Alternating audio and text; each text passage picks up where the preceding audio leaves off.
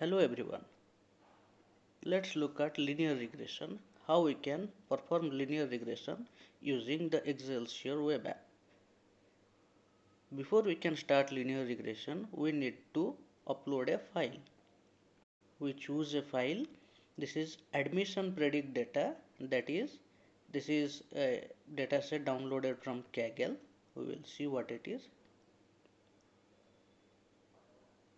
We can see there are total 9 columns where the first column 1 is serial number and column 2 is GRE score, column 3 is TOEFL score. So we have multiple features, and the last column, that is column 9, is the chance of admission of the student in a particular university.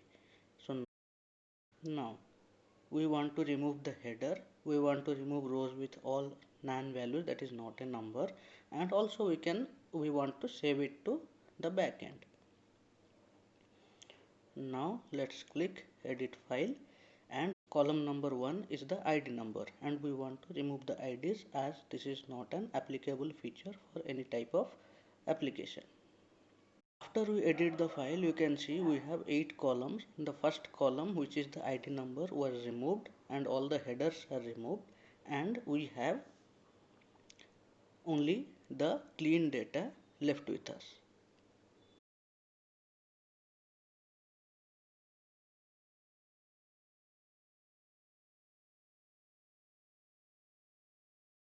Now the previous data is already saved in the backend, so let's bring it from there. Yeah, it came from the backend, and now you can see it's the same data, and let's apply linear regression on it. We select percentage training data to be 75%, and we want to shuffle the data while training, and we want to normalize the data as well.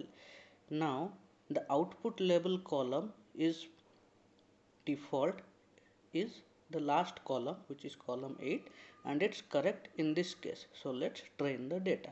As you can see, after the training of the data, now it returns various types of errors and scores. So RMS root mean square error, there is very less error we can see. R2 score, minimum percentage error, maximum percentage error, etc.